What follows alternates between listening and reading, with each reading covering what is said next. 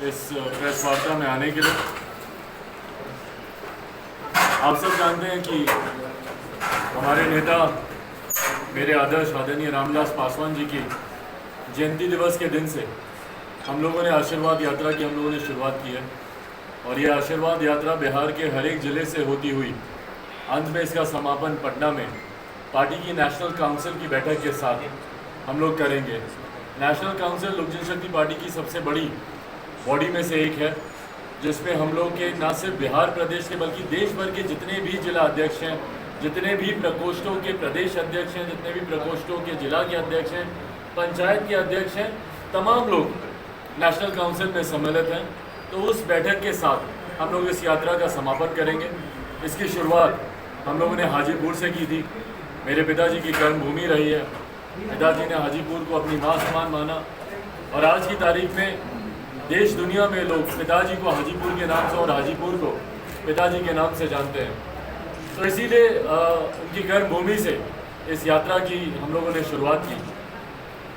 मैं प्रदेश की जनता का दिल से धन्यवाद करूंगा कि जिस आशीर्वाद की मुझे उम्मीद थी, जिस संकल्प के साथ मैं निकला था, उससे कई गुना बढ़कर मुझे न सिर्फ लोगों का आशीर्वाद मिल रहा है बल्कि उनका समर्थन भी मेरी इस यात्रा को मुझे मिल रहा है।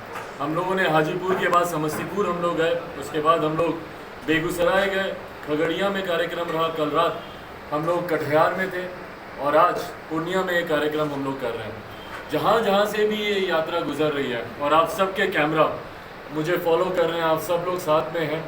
आप लोग टोकिएगा मुझे ज़रूर अगर मैं कोई बड़े शब्दों का इस्तेमाल करूं, पर मुझे लगता है कि एक अभूतपूर्व समर्थन इस आशीर्वाद यात्रा को मिल रहा है। एक जन सैलाब जिस तरीके से देखने को मिल रहा है, इससे पहले भी कई यात्राओं पे हम लोग निकले हैं, बिहार बचाओ यात्रा हो, बिहारी फर्स्ट यात्रा हो, पर जिस तरीके से लोगों का एक जन समर्थन, एक जन सैलाब अभी उभर कर आ रहा है और जिस तरीके से अपार आशीर्वाद लोगों का मिल रहा है। एक बात मैं पूरी स्पष्ट तौर से कह दूं कि आने वाले समय में लोक जनशक्ति पार्टी बिहार की सबसे बड़ी ताकत होगी। इसमें इस यात्रा को करने के बाद, और अभी हम लोगों ने कुछ ही जिला किए हैं, जिस तरीके से हम लोगों को समर्थन मिल रहा है, ये कहने में कहीं कोई अतिशोक्ति नहीं होगी कि आने वाले समय में लोक जनशक्ति पार्टी बिहार की सबसे बड़ी ताकत होगी।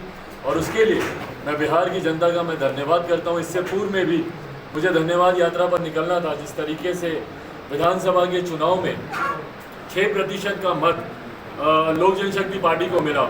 हम लोग की पार्टी के बारे में धारणा बनाई जाती थी, कहा जाता था कि भैया 2% 3% की पार्टी है, पर मैं धन्यवाद देना चाहता हूँ बिहार की जनता का कि 6% मत हम लोग को तब मिला जब अभी हम लोगों ने 100+ सीटों पर चुनाव ही नहीं लड़ा था। अगर हम लोग 243 सीटों पर चुनाव लड़ जाते तो ये मत प्रतिशत यकीनन 12 से 14% का होता और आज 15% वाले हमारे प्रदेश के मुख्यमंत्री बने हुए हैं।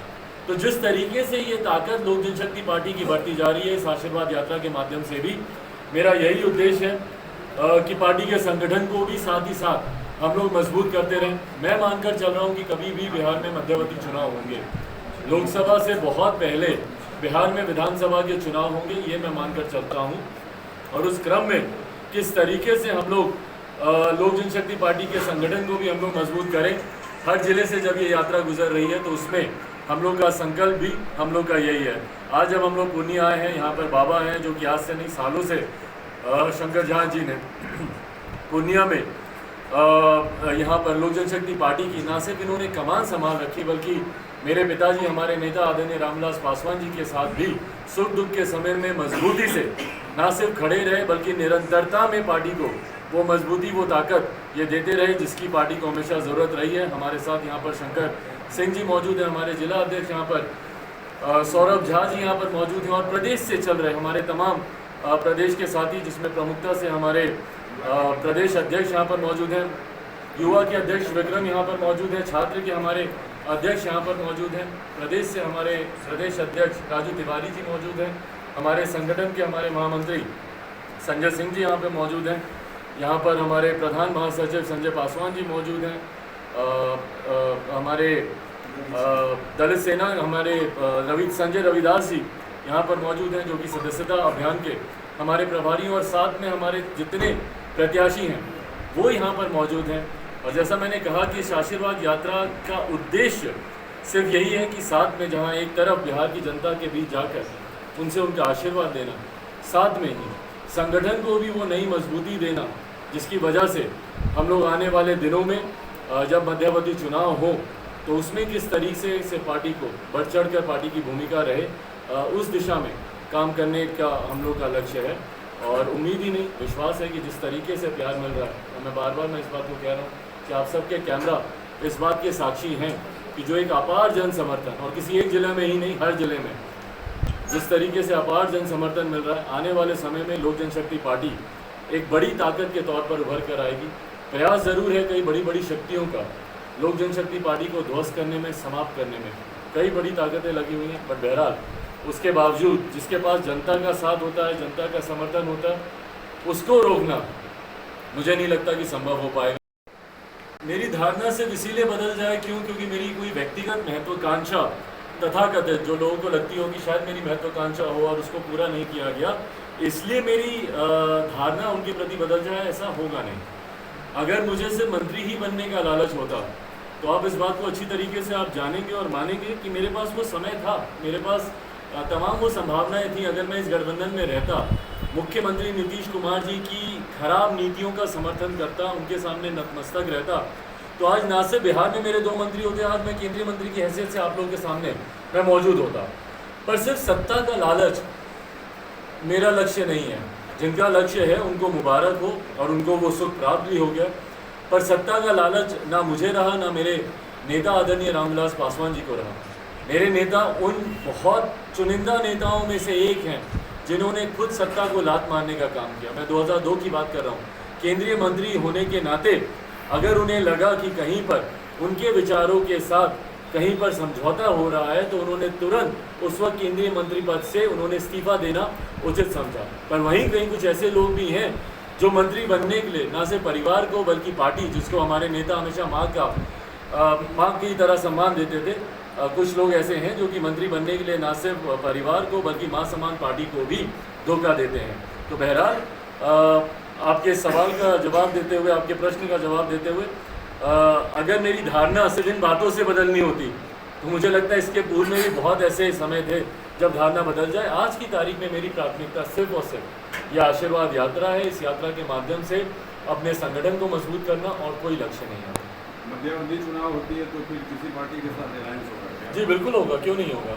पर उस किस पार्टी के साथ अलायंस होगा, चुनाव उस वक्त गठबंधन का स्वरूप क्या होगा, ये चुनाव के वक्त ही तय किया जाएगा। और ये राजनीतिक परंपरा भी है, ऐसा नहीं है कि मैं कोई अनोखी बात कर रहा हूँ। हमेशा हम लोग देखते हैं कि राजनीतिक दल 3 साल 4 साल 5 साल अपने आप को ही मजबूत करने का प्रयास करते हैं। हमारे मुख्यमंत्री तो तुरंत ही शुरू हो गए, अभी तो चुनाव भी समाप्त नहीं हुआ, तो कहीं ना कहीं वो भी चुनाव की अपेक्षा कर रहे हैं। इसीलिए कभी वो लव कुश समीकरण बैठाते हैं। इतना तो वो मुख्यमंत्री कार्यालय नहीं गए जितना वो अपने पार्टी के कार्यालय में अपना समय देते हैं। तो वो भी अपनी पार्टी को मजबूत करने का प्रयास कर रहे हैं। लोक जनशक्ति पार्टी की प्राथमिकता आज की तारीख में सिर्फ पार्टी को मजबूत करना है। गठबंधन का स्वरूप क्या होगा ये चुनाव के वक्त तय किया जाए।